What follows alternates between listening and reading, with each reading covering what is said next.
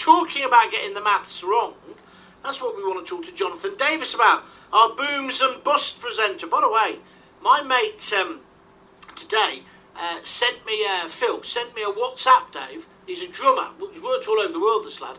And he said he's loving Booms and Bust. He works in the financial sector. He says it's the best financial programme anywhere at the moment.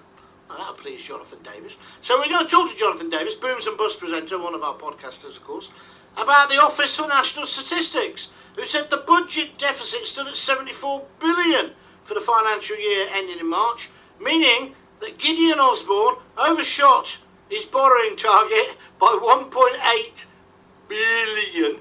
And this is the fella who tells us what's going to happen in 16 years' time. I'm delighted to say, when he stops laughing, Jonathan Davis, our economist and wealth manager, joins us now. Hi, Jonathan. Hello, John. I'm not laughing. I'm crying. Has this guy got an abacus? Has he got a calculator? What's going on, Jonathan? Well, exactly. It speaks to absolutely everything that's wrong with our politics and our economics. That in order to keep the plates spinning and pretending that everything's okay, they have to borrow more and more and more. Of course, he wouldn't be borrowing £70 billion a year if the economy was growing. But the economy is slowing down markedly, and isn't that amazing when you consider that we've basically got the lowest borrowing rates in history. We've got all the economic stimulus possible, and they're borrowing £70 billion a year, and yet the economy isn't growing.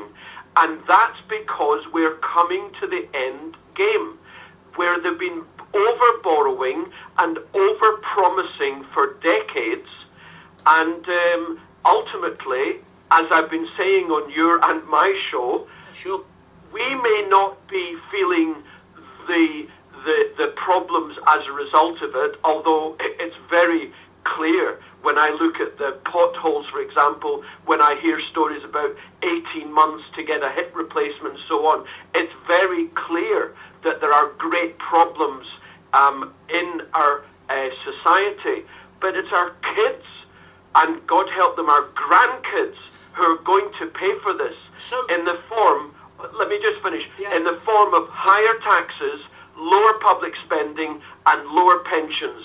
Our kids are toast.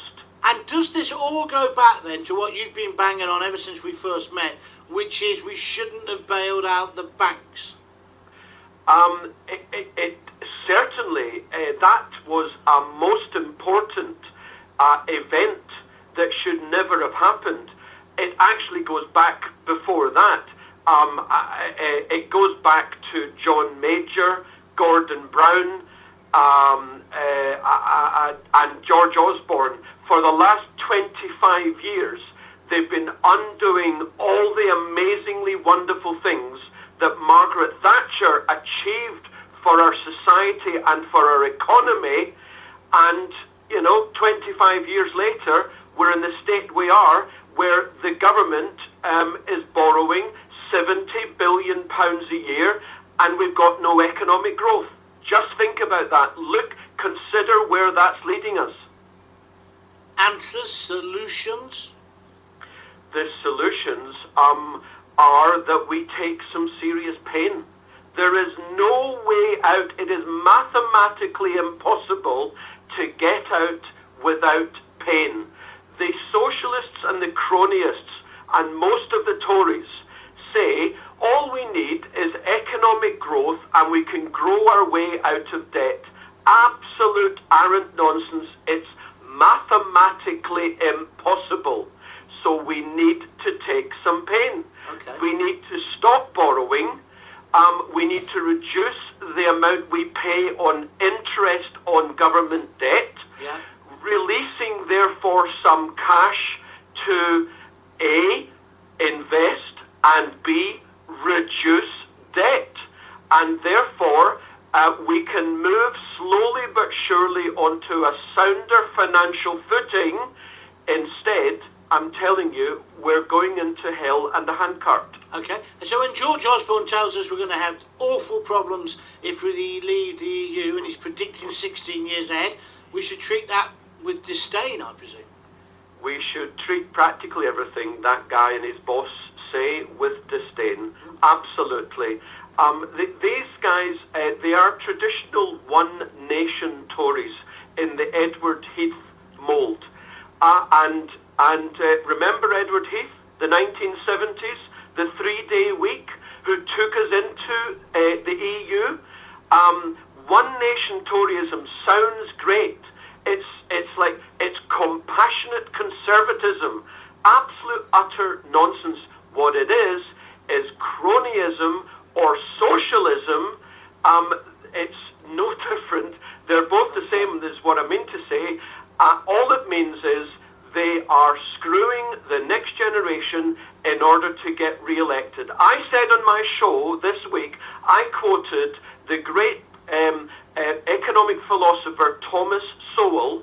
He says, when a politician acts, he is acting to benefit himself, to get himself elected and or re-elected. He doesn't care about you. And that's what these politicians are doing. And that seems the most opportune moment to ask you then, what do you make of Mr. Obama's letter to the Telegraph and his address to the public? Trending on Twitter last night was F off Obama. Is it something you'd agree with, Jonathan? I've been listening a bit to your show, and you've touched quite accurately on the issue. The President of the United States, when he is, or she, is as ineffectual as Obama is, works for the banks and the multinational corporations. Yeah. That is the President's job. Ronald Reagan was a little bit independent, and how brilliant he was, getting rid of the evil communist empire, for example, and also creating phenomenal economic growth in the United States. He stole many of the ideas of Margaret Thatcher. Obama works for the banks, the banking cartel, the multinational corporations. So, of course, he is going to do whatever he can to lend support that we stay in the EU, and TTIP is very crucial to their long-term goals. And because the EU is a political construct of a socialist, cronyist nature, it fits entirely with Obama's Marxist principles. Great talking to you, Jonathan. Next Booms and Busts on Monday at 2, I understand. Indeed, and it will be a packed programme as ever. If people follow my tweets at Jonathan Davis, they'll be able to see what I'll be doing on Monday afternoon. Live 2 p.m. every Monday, and then 24/7 on the podcast. Really look forward to it, Jonathan. Good talking to you. Jonathan Davis, our economist and wealth manager. Do not miss his show. If you missed him so far, subscribe. Go to our website, www.talktomeradio.com. Download the apps, and then you can subscribe to Jonathan's podcast. They are brilliantly entertaining, and they talk about finance in a really, really entertaining, amusing, and controversial way.